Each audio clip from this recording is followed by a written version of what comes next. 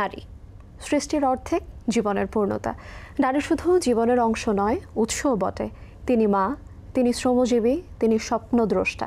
যে নারী একসময় নানান অনিশ্চয়তায় ঘেরা ছিলেন, আজ তিনি চলার পথে এগিয়ে যাচ্ছেন দৃঢ় মনোবল দিয়ে। আর অল্প সুযোগেই সে নিজেকে গড়ে তুলতে পারেন পরিবর্তনের শক্তি হিসেবে। সময় বদলাচ্ছে, বদলে যাচ্ছে নারীর পরিচয়, তার ভূমিকা এবং দৃষ্টিভঙ্গি। আর এই পরিবর্তনের পথ চলায় এক উজ্জ্বল নাম, স্বপ্ন মডেল। স্থানীয় সরকার বিভাগের নেতৃত্বে জাতিসংঘ উন্নয়ন কর্মসূচি, সুইডেন গভর্নমেন্ট ও মেরিকোর সহযোগিতায় স্বপ্ন প্রকল্প পরিচালিত। স্বপ্ন প্রকল্প নারীর কল্যাণে খুলে দিয়েছে সম্ভাবনার নতুন দুয়ার, আর তাকে দিয়েছে নিজের ভাগ্য গড়ার সাহস। সময়ের বিশেষ আয়োজনে নারীর আর্থসামাজিক ক্ষমতায়নের স্বপ্ন মডেল অনুষ্ঠানে বিস্তারিত জানব স্বপ্ন মডেল সম্পর্কে। আপনাদের সঙ্গে আছি আইরিন আয়াত, এবং আমার সঙ্গে এই স্বপ্ন মডেল সম্পর্কে বিস্তারিত জানাতে আছেন তিনজন। আমার বাঁয়ে আছেন doctor Mohammad Monirul Islam, joint secretary LGD and national project director of Swapno. তারপরে আছেন mister Tanvir Mahmud, senior governance specialist UNDP Bangladesh, এবং তার ঠিক বামেই আছেন Sharmin Islam, gender team leader UNDP Bangladesh. আপনাদের সবাইকে আমন্ত্রণ আমাদের এই আজকের আয়োজনে। আপনারা কেমন আছেন সবাই? ভালো আছি। আচ্ছা, আজকে যেহেতু আমাদের বিষয়বস্তুটা হচ্ছে নারী নিয়েই আপনারা সবাই কাজ করছেন, তো শুরুতে আমি যদি আপনার কাছে একটু জানতে চাই, স্বপ্ন প্রকল্প কবে থেকে শুরু হয়েছে, কারা এর স্টেক হোল্ডার, এবং স্বপ্ন প্রকল্পের মূল উদ্দেশ্যটা কি? ধন্যবাদ আপনাকে। স্বপ্ন প্রজেক্টটা আমরা দ্বিতীয় ফেজে শুরু করেছি 2023 সালের জুন মাসে আমাদের কার্যক্রম শুরু হয়েছে, তবে এটার অনবোর্ড হতে সময় লেগেছে 2023 সালের ডিসেম্বরে এটা আমরা ফাইনাল অ্যাপ্রুভাল পেয়েছি। দেন আমরা কার্যক্রম শুরু করেছি 2024 সাল থেকে। বেসিক্যালি তো 24 সাল থেকে এটার মেয়াদ হচ্ছে 3 বছর। 24 সাল থেকে আমরা 2026 সালের ডিসেম্বর পর্যন্ত এই স্বপ্ন প্রজেক্টে আমরা কাজ করব। তো এইটার স্বপ্ন প্রজেক্টের মূল উদ্দেশ্যটা হচ্ছে যে নারীর ক্ষমতায়নকে বৃদ্ধি করা, অর্থাৎ নারীকে সমাজের মেইন স্ট্রিমে আনার একটা কার্যক্রম নেওয়া। এটার জন্য আমরা আমাদের বিভিন্ন সংস্থা, মন্ত্রণালয় এটা বিভিন্নভাবে কাজ করে থাকে। নারীদেরকে বিভিন্ন অ্যাসিস্ট্যান্স দেয়, কেউ বিভিন্নভাবে ট্রেনিং দেয়। তো স্বপ্নের মূল উদ্দেশ্য হচ্ছে যে ওই ট্রেনিং এবং আর্থিক অ্যাসিস্ট্যান্স এই দুটোকে কম্বিনেশন করে নারীর ক্ষমতায়নকে কীভাবে বৃদ্ধি করা যায়, এইটাই আমাদের হচ্ছে যে একটা বেসিক টার্গেট স্বপ্ন প্রজেক্টের। এই জন্য আমরা বেসিক্যালি টার্গেট করেছি আমাদের একেবারে রুরাল লেভেলের যেসব দুস্থ মহিলা আছে, স্পেসিফিকলি যেসব মহিলারা বিধবা, বিপত্নিক, স্বামী পরিত্যক্তা, এবং যেসব মহিলাদের স্বামী আছে কিন্তু অক্ষম, এই ধরনের একেবারে অসহায় মহিলাদেরকে আমরা টার্গেট করেছি তাদের জীবনমানকে উন্নয়ন করার জন্য। তো আমরা এই কাজ করার জন্য প্রাথমিকভাবে আমরা প্রথমেই বলেছি যে এটা একটা পাইলটিং প্রজেক্টের মতো আমরা কাজ করছি এটা নিয়ে। তো আমরা 12টা ডিস্ট্রিক্টে, আমরা 32টা উপজেলায় 283টা ইউনিয়ন এখানে আমরা যুক্ত করেছি। এখান থেকে প্রত্যেকটা ইউনিয়ন থেকে 36 জন করে বেনিফিশিয়ারি নিয়ে আমরা 10,188 জন বেনিফিশিয়ারিকে সিলেক্ট করেছি। তো এদেরকে আমাদের বেসিক অবজেক্টিভ হচ্ছে 3টা। একটা হচ্ছে এদের সক্ষমতা বৃদ্ধি করা, দেন এদেরকে কর্মক্ষম করে তোলা, দেন সমাজে এদেরকে সাস্টেইনেবলভাবে গড়ে তোলা। এই 3টা টার্গেটের জন্য আমরা তাদেরকে বেসিক্যালি সিলেক্ট করেছি। তো 3টা টার্গেটের প্রথম তাদেরকে আমরা সক্ষম করতে গেলে আমরা দেখেছি যে তাদেরকে কিছু মানে জীবনে সচেতনতামূলক কিছু ট্রেনিং দিতে হবে। সেই ট্রেনিংয়ের পাশাপাশি তাদেরকে আর্থিকভাবে সহায়তা করতে হবে, যেটা কিনা আমি আগেই বলেছি যে অন্যান্য প্রজেক্টগুলো এই দুটো জিনিস একসঙ্গে করে না। তো আমরা এই দুটো জিনিসকে একসঙ্গে করে তাদেরকে প্রথমে একটা পর্যায়ে আনতে চাইছি, তাদেরকে মানে জীবনমান সম্পর্কে সচেতনতা তৈরি করতে চেয়েছি। সেই পর্যায় থেকে উন্নীত করার পরে তাদেরকে মূল ধারায় লাইফে আসার জন্য তাদেরকে কিছু আমরা বৃত্তিমূলক ট্রেনিং দিতে চেয়েছি, যে ট্রেনিংয়ের মাধ্যমে তারা সমাজে কর্মক্ষম হয়ে উঠতে পারে, এবং যখনই সে কর্মক্ষম হয়ে উঠবে তখন সে সমাজের মূল ধারায় কিভাবে আসতে পারে, তার ইনকাম দিয়ে, তার ক্ষমতায়ন দিয়ে সমাজে কিভাবে টিকে থাকতে পারে, সেই জিনিসটাকে আমরা সাস্টেইন করার চিন্তা করেছি। তো এই 3টে বেসিক জিনিস নিয়ে আমরা শুরু করেছি এই আমাদের স্বপ্নের প্রজেক্টটাকে। আপনাকে অসংখ্য ধন্যবাদ। আমি এখন পরের প্রশ্ন আপনার কাছে চলে যাইতে চাই। বাংলাদেশের প্রেক্ষাপটে বর্তমানে আমাদের নারীদের সক্ষম হওয়ার ক্ষেত্রে কিন্তু আর্থিক সচ্ছলতা খুবই গুরুত্বপূর্ণ। তো এই বিষয়ে যদি আমি আপনার কাছ থেকে জানতে চাই, স্বপ্ন কিভাবে এই দিকটাতে নারীদেরকে সহায়তা করছে? ধন্যবাদ আপনাকে। আপনি যদি খেয়াল করে দেখেন বাংলাদেশের অর্থনৈতিক এবং আর্থসামাজিক প্রেক্ষাপট, সেক্ষেত্রে নারীর অর্থনৈতিক স্বাধীনতা শুধু একটি মানবিক অথবা সামাজিক নয়, এটি তার অনেকগুলো ক্ষেত্রে তার ক্ষমতায়নকে প্রভাবিত করে থাকে। এবং সেই আলোকেই আমাদের যে প্রকল্প, যেটা ডক্টর মনিরুল ইসলাম সাহেব বলেছেন, এটা কাজ করছেন তাকে কিভাবে ক্ষমতায়ন করা যায়। এবং আমরা যখন দেখেছি যে একজন নারী যখন অর্থনৈতিক স্বাধীনতা পান, তখন তার সিদ্ধান্ত গ্রহণের ক্ষেত্রে তার যে ক্ষমতায়ন সেটা আমরা দেখতে পাই। বিশেষ করে উনি ওনার সমাজে এবং পরিবারে যে সিদ্ধান্ত গ্রহণ প্রক্রিয়াতে ওনার যে সিদ্ধান্ত, যেটা অনেক সময় আগে অবহেলিত ছিল, সেটাতে আমরা প্রভাব দেখতে পেয়েছি। এবং আমরা শুধুমাত্র এই যে অর্থনৈতিক স্বাধীনতার কথা বলছি শুধু তাই নয়, আমরা তাদেরকে বিভিন্ন রকম ইনকাম জেনারেটিং অ্যাক্টিভিটির মধ্যে আবার ইনক্লুড করার চেষ্টা করছি, যার মাধ্যমে আমরা কিছু যে আপনার সঞ্চয় যে অভ্যাস সেটা গড়ে তোলার চেষ্টা করছি, যাতে উনি পরবর্তীতে ওনার যে সঞ্চয় পরিকল্পনার মধ্য দিয়ে যেন পরবর্তীতে ওনার সাস্টেন করতে পারে। এই প্রক্রিয়াটা আমরা দেখেছি যে নারীকে তার আত্মমর্যাদাশীল হিসাবে তৈরি করতে সহায়তা করছে।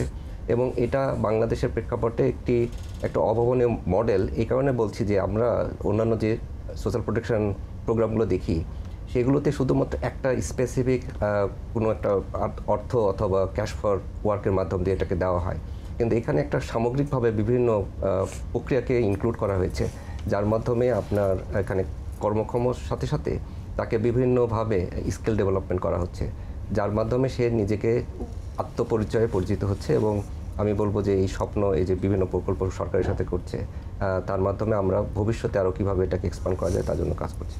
ভাই, আপনাকে ধন্যবাদ। এখন আমি আপুর কাছে আসবো। শারমিন আপু, আপনার কাছে আমার প্রশ্ন হচ্ছে, নারীরা এখন বর্তমানে ডিজিটাল অ্যাবিউসের শিকার হচ্ছে। নারী শিশুরা প্রায় সময় এরকম একটা পরিস্থিতির মুখোমুখি হচ্ছে। অনেক পদক্ষেপ বিভিন্ন সংস্থা গ্রহণ করছে, তারপরেও দেখা যাচ্ছে এই যে সমস্যাটা, এটা কিন্তু বন্ধ হচ্ছে না। আপনার কি মনে হয় এই ক্ষেত্রে কি করা উচিত? আসলে দেখেন, আমি যদি ওভারঅলই বলি, তাহলে নারীর প্রতি সহিংসতা কিন্তু নারীর ক্ষমতায়নের ক্ষেত্রে একটা বড় প্রতিবন্ধকতা। একটু আগে যেমন তানভীর ভাই বলছিলেন অর্থনৈতিক ক্ষমতায়নের কথা, সেখানেও কিন্তু এই যে আপনি ডিজিটাল স্পেসে আপনি দেখবেন অনেক নারীরা ব্যবসা করছে এখন, কিংবা আরও অনেক ধরনের অর্থনৈতিক কর্মকাণ্ডে জড়িত, এবং সেখানে কিন্তু ভায়োলেন্সটা একটা বড় প্রতিবন্ধকতা। আর এই ডিজিটাল ভায়োলেন্স একটা নতুন মাত্রা আবার অ্যাড করেছে, একটা ডিফারেন্ট ফর্ম, একটা নতুন ফর্ম আমরা দেখতে পাচ্ছি। এখানে দুটো বিষয় একটু চিন্তা করা জরুরি। একদিকে আমরা বলছি যে এই যে ডিজিটাল স্পেসে নারীর অভিগম্যতা বাড়ানোর কথা, কারণ হচ্ছে একটা নতুন ডিজিটাল ডিভাইড আসলে তৈরি হচ্ছে নারী পুরুষের মধ্যে। কারণ আপনি যদি দেখেন যে নারীর যে ফোনে তার যে অ্যাক্সেস, সেটা কিন্তু নারীর পুরুষের তুলনায় অনেক কম। আবার যদি আপনি দেখেন যে ইন্টারনেটে অ্যাক্সেস, সেখানেও কিন্তু পুরুষের তুলনায় নারীর অ্যাক্সেস অনেক বেশি কম। তাহলে সেক্ষেত্রে একটা দিকে যে আমাদের চিন্তা করতে হবে যে কী করে নারীর অ্যাক্সেস বাড়ানো যেতে পারে, কিন্তু অ্যাট দ্য সেম টাইম এই জায়গাটা কিন্তু নারীর জন্য সেফ না।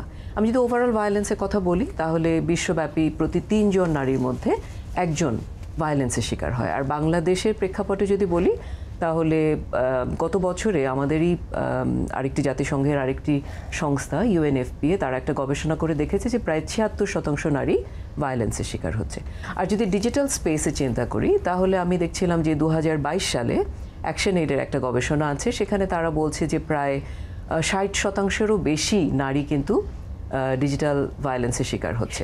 এবং আপনিও যেটা বলছিলেন যে আমরা, তার মানে হচ্ছে যেমন মিডিয়া জগতে যারা আছে, তারপরে যারা ডিজিটাল স্পেসে ব্যবসা করছে, তাদের কিন্তু আপনি দেখবেন যে একটা বড় অংশ কিন্তু নানান ধরনের বুলিং, হ্যারাসমেন্ট, তারপরে যে ডিপফেকের মাধ্যমে নানানভাবে নারীদেরকে হ্যারাস করা হচ্ছে, সেটা শিকার হচ্ছে। আর এই ভায়োলেন্সটা কিন্তু আসলে শুধু যে ডিজিটাল স্পেসে সীমাবদ্ধ থাকছে তা না, এটা আবার ডিজিটাল স্পেস থেকে মানে আবার বাস্তব যে তার নিজের যে লাইফ, সেখানেও কিন্তু সেটার একটা বড় ইম্প্যাক্ট পড়ছে, তার মানসিক স্বাস্থ্যের প্রতি ইম্প্যাক্ট পড়ছে। আবার সেই ভায়োলেন্স তার পরিবারের ক্ষেত্রে আরও নতুন ধরনের ভায়োলেন্সের জন্ম দিতে পারে। সো এখন যেটা আপনার প্রশ্নের দ্বিতীয় যে প্রশ্নটা ছিল, যে আসলে সরকার কিংবা এই যে বিভিন্ন সংস্থাগুলো এত উদ্যোগ নিচ্ছে, তারপরও কেন এই ভায়োলেন্স বন্ধ হচ্ছে না? আপনি যদি চিন্তা করেন যে ভায়োলেন্সের আসলে রুটটা কোথায়, আমাদের যে ডিসক্রিমিনেটরি সোশ্যাল নর্মস এবং প্র্যাকটিসেসগুলো বহু বছর ধরে ভায়োলেন্সটাকে না আমরা একেবারে নর্মালাইজ করে ফেলেছি। আর ডিজিটাল স্পেসের সুবিধাটা কি? ধরেন নারীরা এখন ক্ষমতায়িত হচ্ছে, অনেক বেশি ভিজিবল হচ্ছে, মোবিলিটি বাড়ছে, তখনই আমরা নারীকে আটকানোর জন্য কি করছি? নারীকে কি করে আপনি তার চলার পথে বাধা একদম, তৈরি করতে পারবেন একদম। ভায়োলেন্স।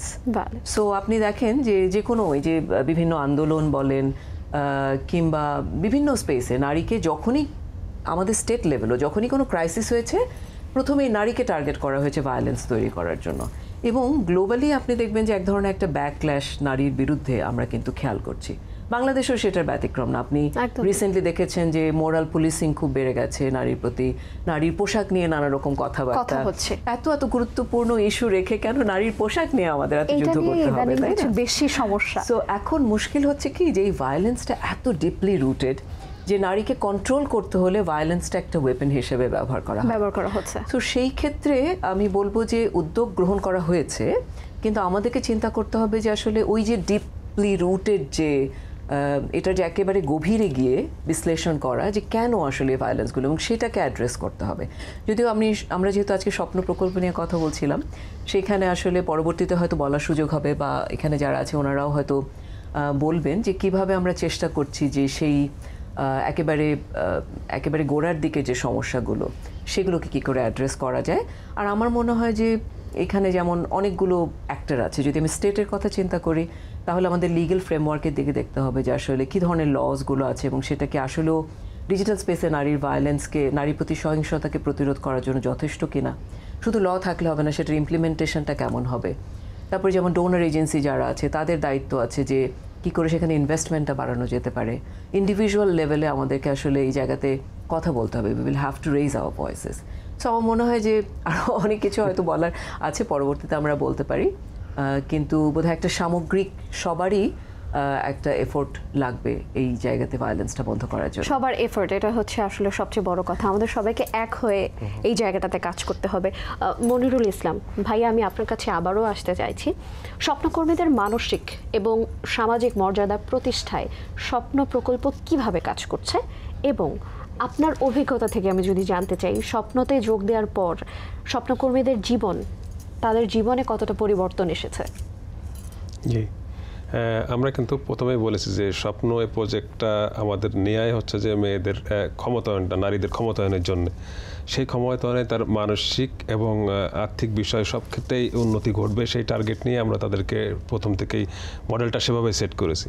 তো এই মডেলটা প্রথমে আমরা তাদেরকে চেষ্টা করেছি যে একটা সমাজের মূলধারায় আসার জন্য তাকে তার ওই যে অবয়ব থেকে বের হয়ে একটা মানে যে জড়তার থেকে বের হয়ে আসার জন্য একটা ট্রেনিং প্রোগ্রামের আমরা প্রথমে আয়োজন করেছি। ট্রেনিংটার সঙ্গে তাকে যেহেতু আর্থিক সংশ্লেষ না করলে সে সমাজের মূলধারায় আসতে চাবে না বা ট্রেনিংয়ে আসতে চাবে না, আমরা প্রথমে অর্থের ব্যবস্থা করেছি এবং তাকে সহজ কোনো কাজের মাধ্যমে তার কাজের সঙ্গে তাকে আমরা যুক্ত করেছি জাস্ট ক্ষমতায়নের স্বার্থে।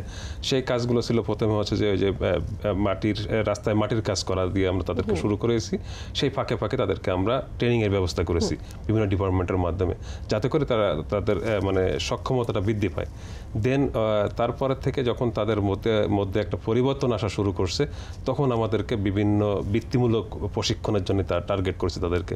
অর্থাৎ তারা বিভিন্ন রকমের যে প্রশিক্ষণ আছে, ট্রেডগুলো আছে, যেমন মনে করেন হাঁস মুরগি পালন বা এই ধরনের যে ট্রেডগুলো আছে, এর সঙ্গে ফর্মাল কিছু আছে, যেমন গার্মেন্টসে কর্মী হিসেবে নিয়োগ দেওয়া, এন্টারপ্রেনারশিপ হওয়া, এইসব বিষয়গুলোর উপরে আমরা তখন জোর দিয়েছি।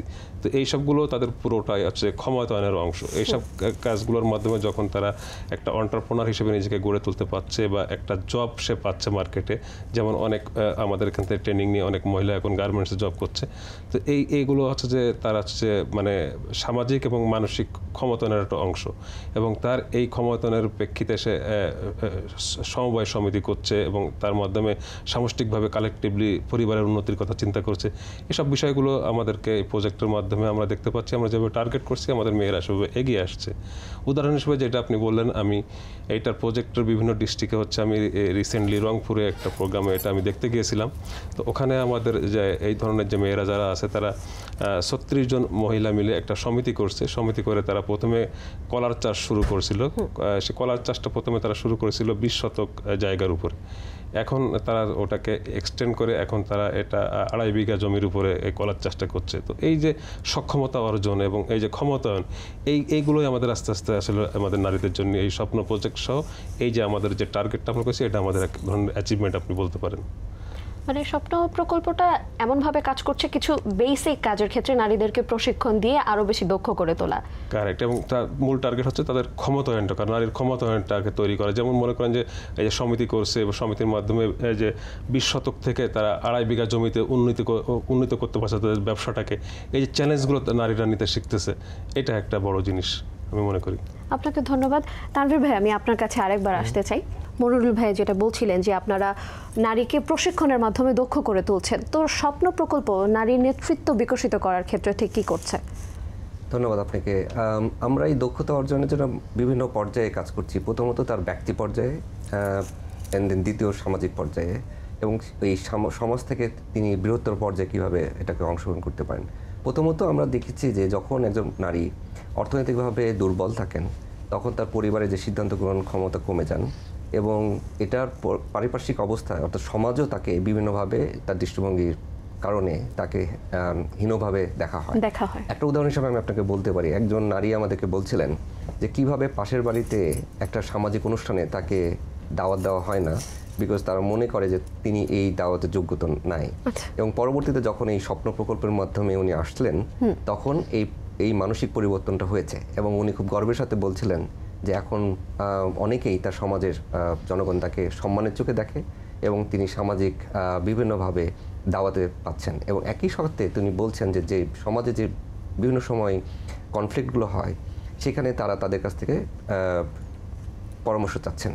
এই যে পরামর্শ চাচ্ছেন, তারা নিজেদেরকে মনে করছেন যে তাদের সে ক্ষমতায়নটা হচ্ছে, তাদের নেতৃত্বটাও বাড়ছে।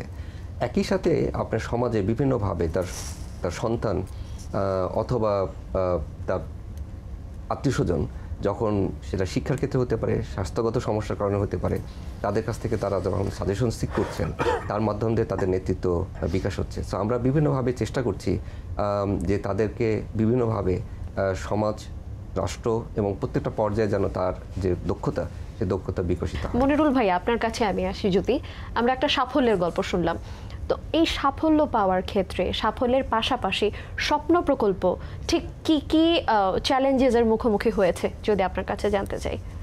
জি, আমি ওনাদের কথা মনোযোগ দিয়ে শুনছিলাম যে আসলে যে নারীর ক্ষমতায়নের জন্য মানে সবচেয়ে ভালো যেটা কাজ করতে পারে সেটা হচ্ছে যে আমাদের স্থানীয় সরকার বিভাগ। কারণ আমাদের স্থানীয় সরকারের এমন কোনো জায়গা নাই যে কাজ করার সুযোগ নাই দেশের।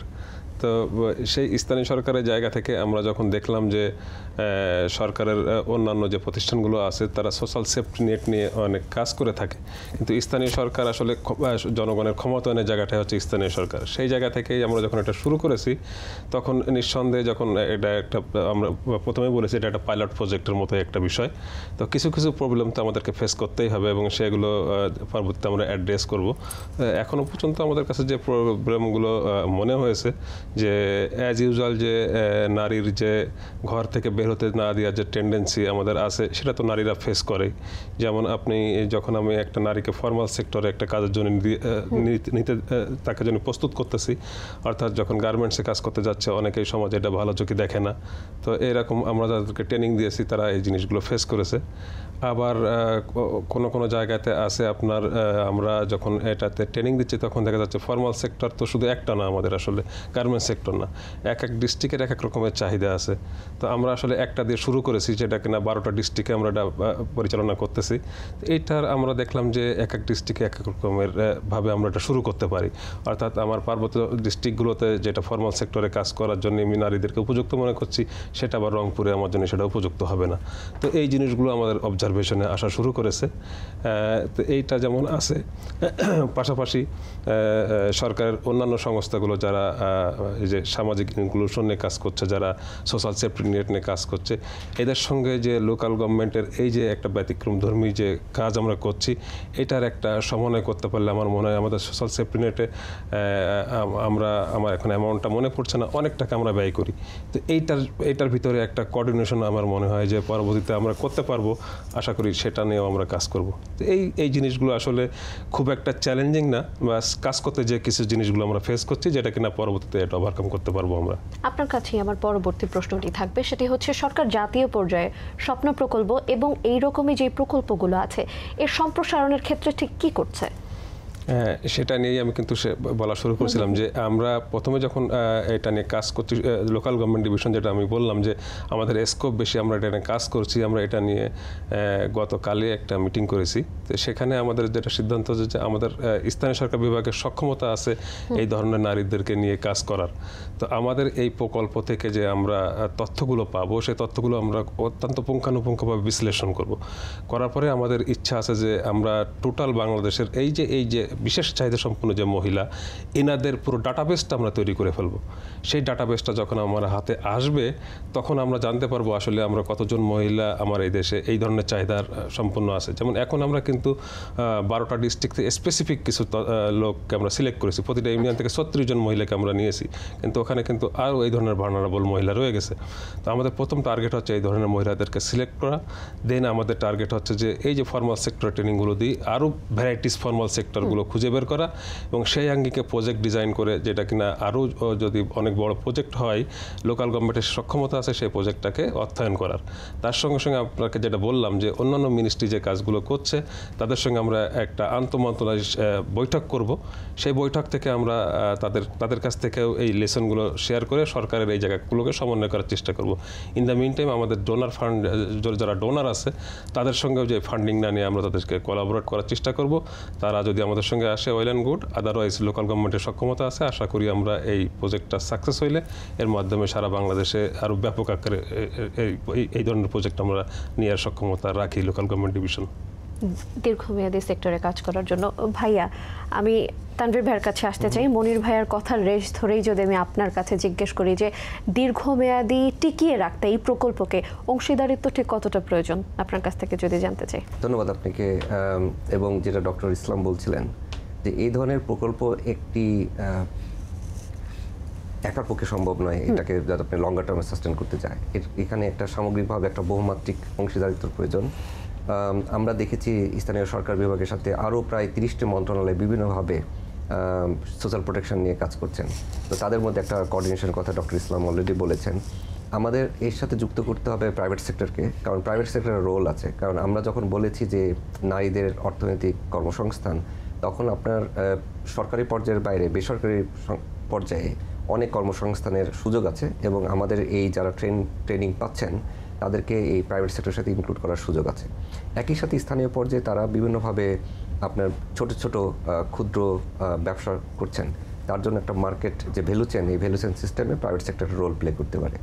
আমরা আরও ফিল করি যে আমাদের যারা দাতা সংস্থা আছেন, দাতা সংস্থার বিভিন্ন পর্যায়ে সরকারের যে সাহায্য সহযোগিতাগুলো করছেন, ওনাদের একটা রোল আছে যে এটাকে কিভাবে, যে বিভিন্ন বেস্ট প্র্যাকটিসগুলো আছে, বিভিন্ন মডেলগুলো বিভিন্ন দেশে যেটা টেস্ট করা হয়েছে, সেটাকে আমাদের এই স্বপ্ন মডেলের লার্নিংটাকে নিয়ে ওনারা কীভাবে আরও সহযোগিতা বাড়াইতে পারেন, সেটা একটা হইতে পারে। আমরা আশা করছি যে এটা আরও দরকার কমিউনিটি পর্যায়ে, বিকজ কমিউনিটির একটা রোল আছে। আপনি জানেন যে দৃষ্টিভঙ্গির পরিবর্তন দরকার আছে, বিশেষ করে আমাদের আর্থসামাজিক প্রেক্ষাপটে। আমাদের কমিউনিটি পর্যায়ে এই যে নারীদের, যারা পিছিয়ে পড়া নারী, বিশেষ করে যারা অর্থনৈতিকভাবে এবং বিভিন্নভাবে ক্ষমতার পেছনের দিকে, তাদের জন্য একটা দৃষ্টিভঙ্গির পরিবর্তনের দরকার আছে। তো তাদের একটা রোল আছে এবং তাদেরকেও আপনার সহযোগিতার হাত বাড়িয়ে দিতে হবে। আমি এ পর্যায়ে একটা উদাহরণের কথা বলি আপনাকে। আমি বরিশালের একটা জায়গায় ভিজিট করছিলাম এবং আমরা দেখেছি যে একজন নারী ছোট একটা মুদি দোকান শুরু করেছেন ওনার সঞ্চয় থেকে এবং এই প্রকল্পের উনি বেনিফিশিয়ারি। এবং পাশে আরেকটা মুদি দোকান আছেন যিনি একজন পুরুষ রান করছেন। আমি তাকে জিজ্ঞাসা করেছিলাম যে আপনি কিভাবে দেখছেন আপনার এই নতুন সহকর্মীকে।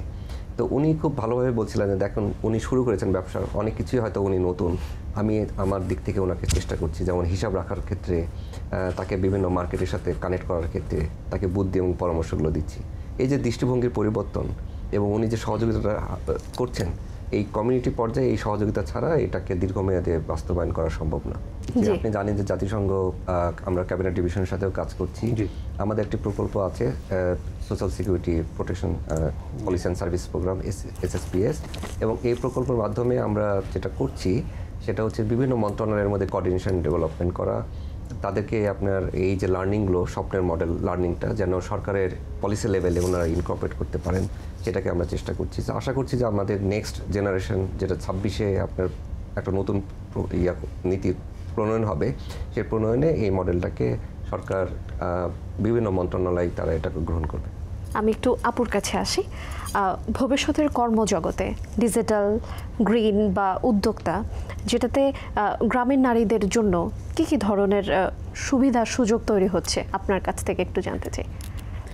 আমার কাছে যেটা মনে হয় যে যেমন ধরেন খুবই রিসেন্টলি আমরা একটা বড় ধরনের ক্রাইসিস দেখেছি না, কোভিডের সময়।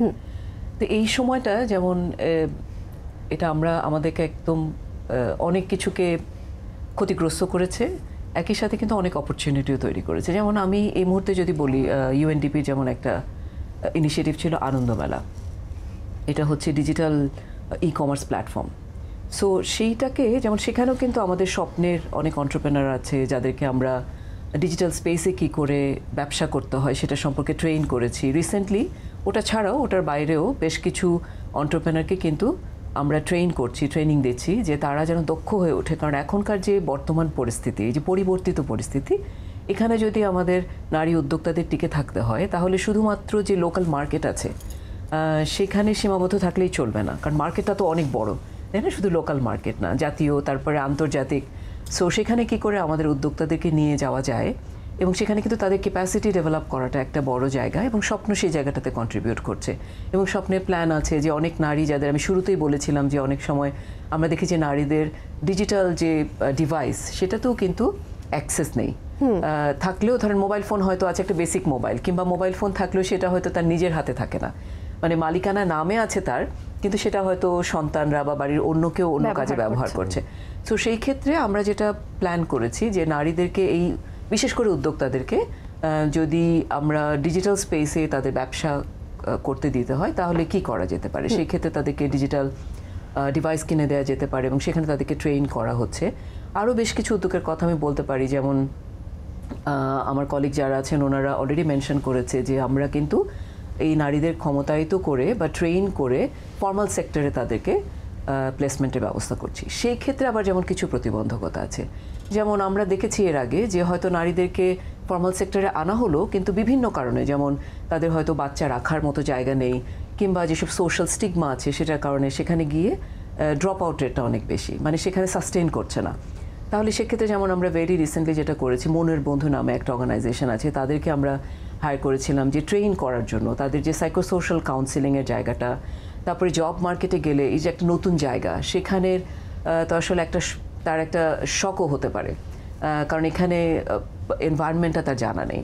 সুতরাং আগে থেকে তাকে প্রিপেয়ার করা, এই নতুন যে জায়গাটা সেটার জন্য প্রিপেয়ার করা। তারপর তার বাইরেও যেসব এন্টারপ্রেনার, আমরা তো অনেকগুলো স্টোরি শুনলাম, আমরা কোভিডের সময়ের একটা স্টোরি আমি বলতে চাই। যেমন আমাদের ওই সময় একজন নারী উদ্যোক্তা, উনি মনে করলেন যে আসলে আমার কমিউনিটিতে যেই ইয়াং যেসব মেয়েরা রয়েছে তাদের যে মানে যেসব রিপ্রোডাক্টিভ হেলথ রিলেটেড, যেসব হাইজিন রিলেটেড বিষয় আছে, যেমন sexual and reproductive health related ইস্যুসগুলো তারা ঠিকঠাক মতো জানে না, যেমন স্যানিটারি ন্যাপকিন তারা ইউজ করে না, তাহলে সেক্ষেত্রে এটার একটা ভালো ধরনের ডিমান্ড আছে। তখন কিন্তু আমাদের একটা গ্রুপ অফ এন্টারপ্রেনার্স তারা একটা কোঅপারেটিভের মতো তৈরি করে এবং সেখান থেকে একেবারে স্বল্প খরচে স্যানিটারি ন্যাপকিন তৈরি করার উদ্যোগ নিয়েছে। এরকম কিন্তু অনেকগুলো, যেমন আমাদের আপনার মিল্ক চিলিং প্ল্যান্ট আছে, এরকম অনেকগুলো কোঅপারেটিভ কিন্তু তৈরি করেছে স্বপ্ন। সো শুধুমাত্র স্বপ্নের কিন্তু শুধুমাত্র একটা বিষয় না যে শুধুমাত্র সোশ্যাল সেফটি নেটকে ব্যবহার করে নারীকে অর্থনৈতিকভাবে ক্ষমতায়িত করা, তার বাইরেও কিন্তু এন্টারপ্রেনারশিপ নিয়ে কাজ করছি আমরা আরও অনেকগুলো জায়গায় ফর্মাল সেক্টরে কী করে নারীকে প্লেস করা যেতে পারে। সো অনেকগুলো জায়গা আছে এবং সেখানে আমরা কাজ করতে গিয়ে দেখেছি অনেক ধরনের প্রতিবন্ধকতা আছে, চ্যালেঞ্জেস আছে, এবং নতুন নতুন চ্যালেঞ্জগুলোকে আমাদেরকে কী করে অ্যাড্রেস করতে পারি সেটার জন্য আমরা নতুন নতুন অনেক ওয়েও খুঁজে বের করেছি যে ঠিক আছে এই জায়গাগুলোতে সক্ষমতা হলে বোধহয় তার ওই ব্যারিয়ারগুলো মানে আমরা তুলে দিতে পারবো বা তাকে ওই জায়গাটাতে হেল্প করতে পারবো। ঠিক একেবারেই শেষ পর্যায়ে আমরা চলে এসেছি, আর যেতে যেতে আপনাদের তিনজনের কাছে আমার একটাই প্রশ্ন থাকবে, যেটা আমি মনিরুল ভাই আপনাকে দিয়ে শুরু করতে চাই। এক কথায় যদি জানতে চাই, স্বপ্ন প্রকল্পটা আপনার কাছে কি? আমার কাছে মনে হয় আসলে স্বপ্ন মানে স্বপ্ন না, স্বপ্ন মানে একটা বাস্তবতা, আমাদের দুস্থ নারীদের জন্য একটা বাস্তব প্ল্যাটফর্ম তৈরি করা। আচ্ছা, তানভীর ভাই আপনার কাছে আসি, একই প্রশ্নের উত্তর। স্বপ্ন মানে বিনির্মাণ, সে তার জীবনকে নতুন করে সে তৈরি করার সুযোগ পাচ্ছে। আচ্ছা, এবার আপা আপনার কাছ থেকে জানতে চাইব। স্বপ্ন শব্দটাই আমার ভীষণ প্রিয়, তবে স্বপ্নের কথা বলতে গেলে আমার নারী ক্ষমতায়ন শব্দটা প্রথমেই আমার মাথায় আসে, এবং আসলে তার যে ডিসিশন মেকিংয়ের যে ক্ষমতা তার ছিল না এক সময়, এই জায়গাটাকে ট্রান্সফর্ম করে তার নিজের জীবন সে কেমন করে পরিচালিত করবে সেই ডিসিশনটা যেন সে নিতে পারে, সেই অবস্থানটা যে তৈরি হচ্ছে, সেটা আমার কাছে একটা চমৎকার বিষয় মনে হয়। আপনাদের সবাইকে অসংখ্য ধন্যবাদ আমাদেরকে সময় দেবার জন্য। অনেক সুন্দর একটা আলোচ্য বিষয় নিয়ে আমাদের মধ্যে আলোচনা হচ্ছিল। আশা করছি আজকের এই অনুষ্ঠানটি অনেক নারীর অনেক কাজে আসবে। আমরা শেষ পর্যায়ে চলে এসেছি, শেষ করতে হচ্ছে। আজকে আমরা কথা বলছিলাম নারীর ক্ষমতায়ন নিয়ে, আর্থসামাজিকভাবে কিভাবে নারীরা উপকৃত হচ্ছেন, আরও বেশি স্বাবলম্বী হচ্ছেন। নারীর ক্ষমতায়ন কেবল একটি একদিনের গল্প নয়, এটি একটি পদযাত্রা। আর যেই পদযাত্রায় স্বপ্ন প্রকল্প তাদেরকে আলোকিত একটি অধ্যায় হিসেবে সাহায্য করছেন। আজ এই পর্যন্তই। পরবর্তীতে নতুন কোনো আয়োজনের সঙ্গে আপনাদের সামনে হাজির হয়ে যাব। ততক্ষণ পর্যন্ত সুস্থ থাকুন, ভালো থাকুন, নিরাপদে থাকুন।